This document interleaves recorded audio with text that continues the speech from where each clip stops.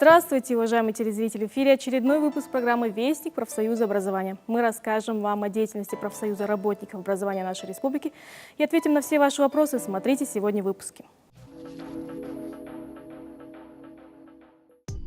Профсоюзный час для кураторов первичных профсоюзных организаций прошел в режиме онлайн. Торжественное подписание отраслевого соглашения между профсоюзом образования, Министерством образования и Комитетом правительства Чеченской Республики по дошкольному образованию. В рубрике «Учитель пред именем Твоим» учитель математики села Побединское, победитель Всероссийского конкурса профессионального мастерства педагогов «Мой лучший урок». Воспитатель года 2016. Среди воспитателей учреждений дошкольного образования стартовал республиканский конкурс. Профактивисты работают в разных уголках республики, и собрать их в Грозном бывает порой очень сложно.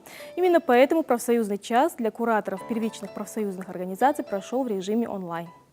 В семинаре приняли участие 181 человек. Это 89 куратора, 92 уполномоченных. На повестку дня были вынесены вопросы, касающиеся основных направлений деятельности уполномоченных первичных организаций. Практика уже показывает, вы уже, собственно говоря, начали проводить на местах эти семинары. Коллеги, что немножко, я в целом, конечно, очень неплохо организованно проходит, но, к сожалению, не везде они проходят так, как хотелось бы. Но на что хотел бы я обратить внимание? Конечно, наши лектора, которые перед вами выступают, говорят гораздо больше общих вопросов, общих направлений работы, скажем, по тем или иным направлениям профсоюзной работы. Вам же, кураторам, вам же, в том числе и председателям первичных организаций, вы одновременно ими являетесь. Вам надо обязательно свою лекцию снабжать конкретными примерами из вашей жизни, из практики вашей работы. По мнению участников, для того, чтобы социальное партнерство и регулирование трудовых отношений между работником и работодателем состоялось, уполномоченным необходимо прописать права и обязанности обеих сторон в коллективном договоре, добиваться его неукоснительного исполнения. Кроме того, нужно проводить различного рода семинарские занятия с целью доведения до членов профсоюза усвоения содержания коллективного договора и иных нормативных актов. На веб-семинаре были обсуждены также вопросы труда и заработной платы. Уполномоченный обязан знать тарифную систему и порядок исчисления заработной платы для того, чтобы регулировать правильное начисление зарплаты педработникам образовательных учреждений, отметили выступающие. Коллеги по ту сторону экрана активно участвовали в семинаре, задавали вопросы, на которые тут же получали ответы от опытных руководителей различных отделов профсоюза. Вопросы охраны труда также являются актуальными и сегодня, поскольку обеспечение безопасных условий труда – одна из важнейших задач руководства школы и уполномоченных. Здесь были обозначены требования к условиям охраны труда, а также рекомендации для организации бесплатного медицинского осмотра педагогических работников и постановки их на диспансерный учет. Каждые 3 года в Доме профсоюзов торжественно подписывают на предстоящие 3 года отраслевые соглашения между профсоюзом образования, Министерством образования и науки, а также с Комитетом правительства Чеченской Республики по дошкольному образованию. Зачем? Узнаем в следующем сюжете. Подписывают соглашения с целью обеспечения стабильной и эффективной работы образовательных учреждений путем улучшения условий труда, быта, отдыха работников, повышения социального статуса педагогов и воспитателей, их заработной платы, создания здоровых и безопасных условий труда. Срок действия предыдущих соглашений завершился в январе нынешнего года, и вплоть до последнего времени шла подготовка и согласование сторонами новых текстов документов, в которых учитывались бы опыт прошлых лет и современные реалии. Социальное партнерство Министерства образования и науки, Комитета по дошкольному образованию и Профсоюза образования Чеченской Республики осуществляются уже много лет. И все это время все пункты подписываемых отраслевых соглашений ими неукоснительно соблюдаются. Перед церемонией подписания руководители всех сторон обменялись своими мнениями по поводу проведенной работы и ответили на вопросы экспертов, участвовавших от каждой стороны. У нас есть еще населенные пункты, где детские сады вообще отсутствуют. Строительство или реконструкция объектов, которые находятся на территории, или новое строительство, и бах еще, и еще закрывать. План, кепчин участок, кепчин проект, финансирование с федерального бюджета, то есть он что все эти предыдущие годы нам это удавалось. Надеюсь, что и в последующие годы эта работа будет продолжена, и во всех населенных пунктах они будут. Председатель профсоюза поблагодарил Исмаила Байханова и Асламбека Джунаидова за их вклад в развитие отрасли и тесное взаимодействие в этом направлении с профсоюзом, за выраженную ими готовность к дальнейшему сотрудничеству. А сейчас пришло время рубрики «Учитель пред именем Твоим». В ней мы расскажем вам об учителе, победителе Всероссийского конкурса профессионального мастерства педагогов «Мой лучший урок».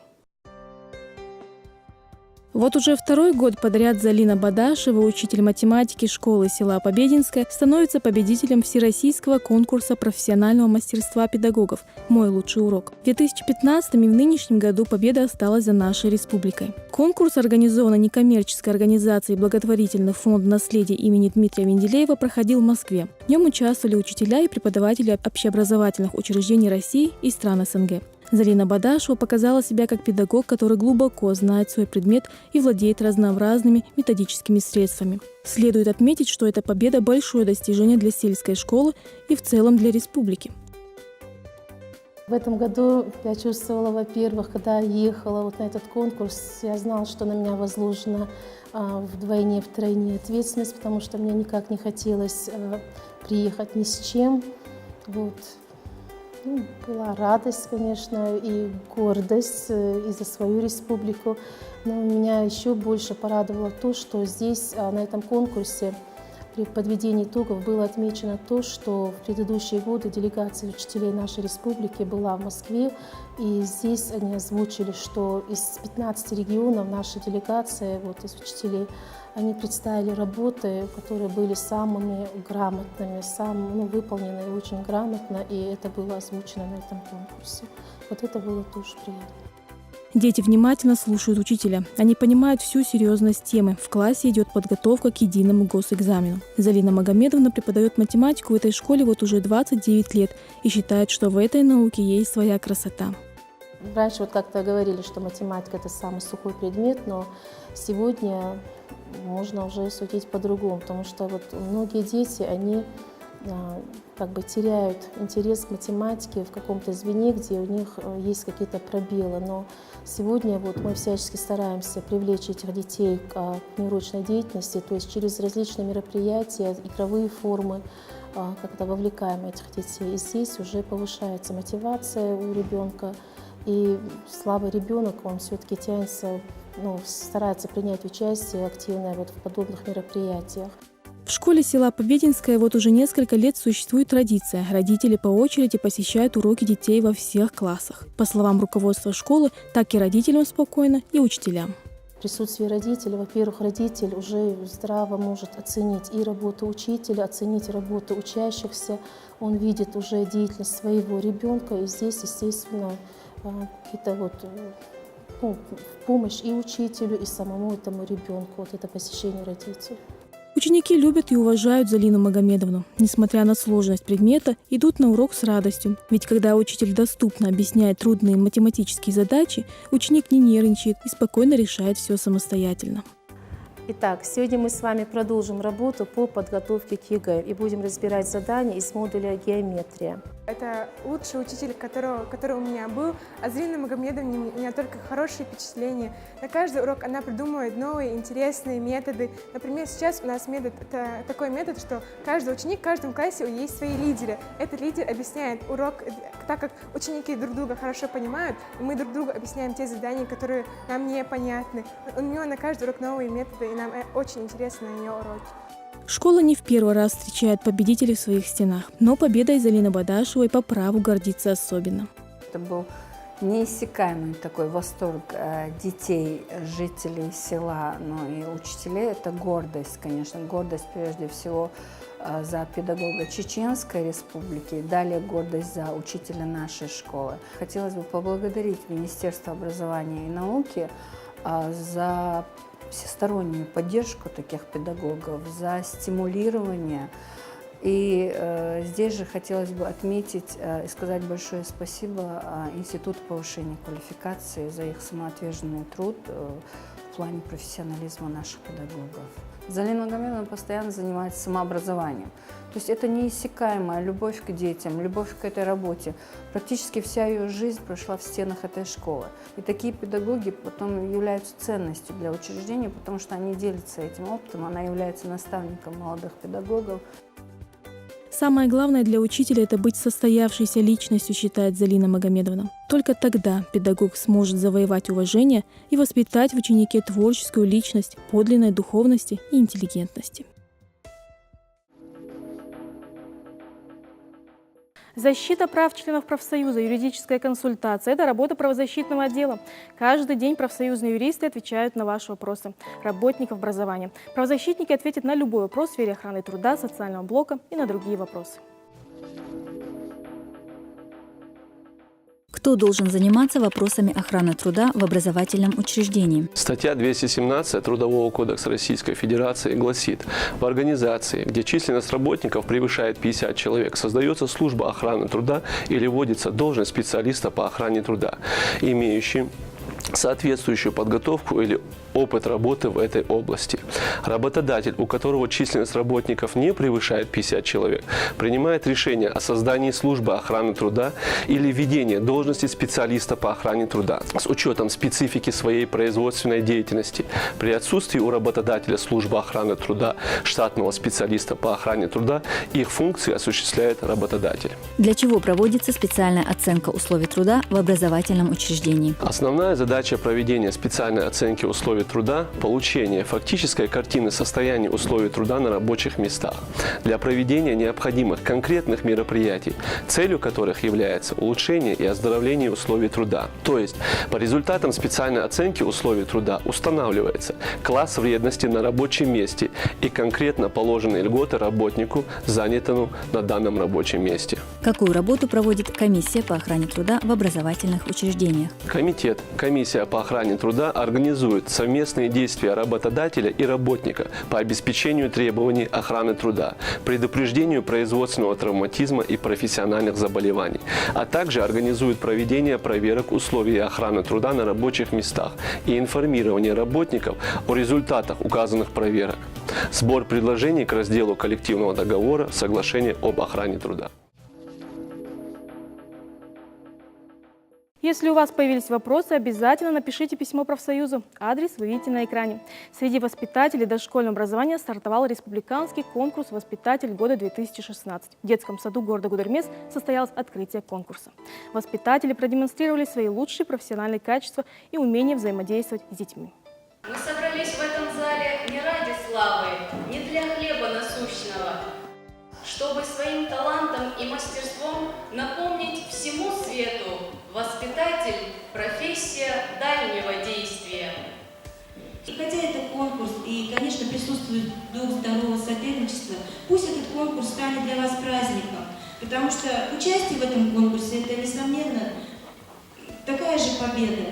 Это как бы очередная ступенька по лестнице вверх в вашем самосовершенствовании.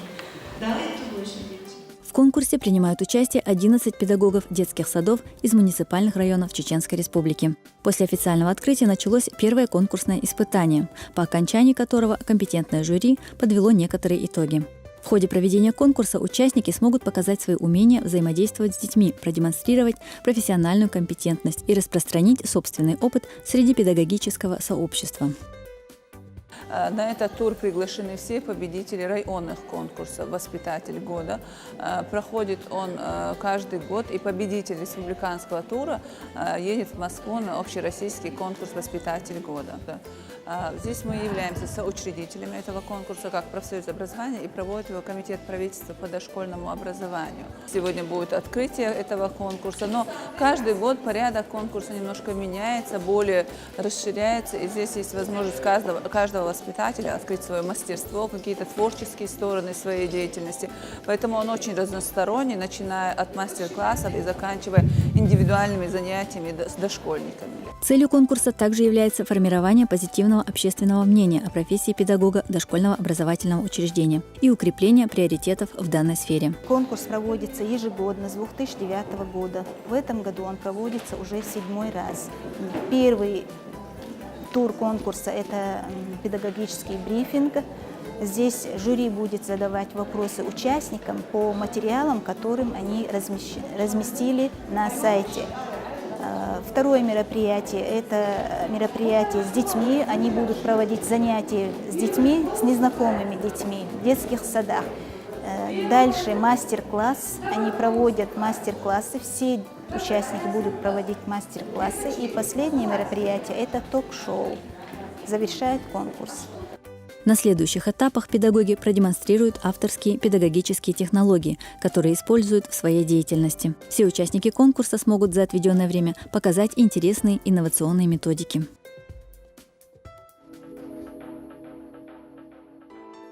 Хорошая новость для работников школы номер 60 города Грозный. Пару дней назад для них открыли кабинет психологической разгрузки, для чего он нужен и как поможет сотрудникам школы в следующем сюжете. Впервые профсоюзом образования Чеченской Республики открыта комната психологической разгрузки для работников образовательных учреждений. Торжественную церемонию разрезания красной ленты провели министр образования и науки Исмаил Байханов и председатель профсоюза образования Хизир Герзелиев. Ароматерапия. Здесь эфирные масла, разные, все лечебные масла. Сюда на сеанс накапывается несколько капель масла, и дальше потихоньку происходит эффект. А далее у нас вот музыкальная терапия. Сюда входят разные композиции. Это звуки весны, звук океана, лунная ночь, огонь, то есть как шум камина. Комната психологической разгрузки оснащена специальным оборудованием, которое привезли аж с Урала. Дело в том, что подобные комнаты в основном открывают в школах для детей, и найти все необходимое для взрослых было не так легко. Свет, звук, изображения, ароматы – все это благоприятно воздействует на нервную систему и помогает педагогам эффективно сбрасывать напряжение и восстанавливать работоспособность. У нас есть во многих образовательных учреждениях кабинет психологической разгрузки для детей, но в образовательном учреждении вот именно в этом сегодня появился кабинет психологической разгрузки для учителей. Это очень важно, и я хотел бы выразить огромное спасибо нашему региональному отделу Совета профсоюзов. Именно профсоюзы приобрели этот кабинет, и очень надеюсь, что в ближайшие годы и в ближайшие месяцы такие кабинеты появятся в других образовательных учреждениях. Основные задачи кабинета – это повышение продуктивности и работоспособности сотрудников, предупреждение и устранение последствий стрессовых воздействий после эмоциональных перегрузок, профилактика профессиональных заболеваний. Современная школа работает крайне напряженно. Труд учителя становится все интенсивнее и интенсивнее. Нагрузки огромные у учителя. Естественно, все это отражается на здоровье учителя, тем более, что, будем откровенны, заработная плата-то не очень высокая, чтобы можно было себя, так сказать, полностью восполнить свои физические и прочие способности. Поэтому крайне важно, на наш взгляд, проявлять заботу о здоровье учителя. В нашей стране немного школ с подобным уголком отдыха, но опыт говорит о том, что результат не заставляет себя долго ждать. Повышается концентрация внимания, снижается количество ошибок при выполнении работы, повышается мотивация персонала, сокращение текучести кадров, а значит предотвращение потерь квалифицированных работников. Вообще в работе школьного учителя очень остро стоит вопрос профессионального выгорания. Профессия учитель – это профессия, которая сопряжена с большим нервным стрессом, с большими психологическими перегрузками и так далее. Школа работает полные 2 смены. В нашей школе обучается около 2000 учащихся. И, естественно, в составлении расписания возникают так называемые окна. Учителя знают, о чем идет речь. Вот во время этих окон учителя смогут чуть-чуть здесь получить заряд бодрости, успокоиться, отдохнуть и с новыми силами приступать к своей работе. Конечно, если не после каждого урока, после нескольких уроков чувствуется усталость. Заходишь в эту комнату, уже есть настроение, прилив к новому уроку. Что вам больше всего понравилось в этой комнате? Пение птиц, небо, падающая звезда и отдых, конечно. Профсоюзы дальше намерены активно работать в этом направлении, и скоро подобный кабинет откроется и в других школах нашей республики. Это все, что мы успели вам рассказать. За кадром, как всегда, осталось еще много интересного, но у вас есть шанс увидеть все на сайте редсовет.ру. До новых встреч. Адикелш.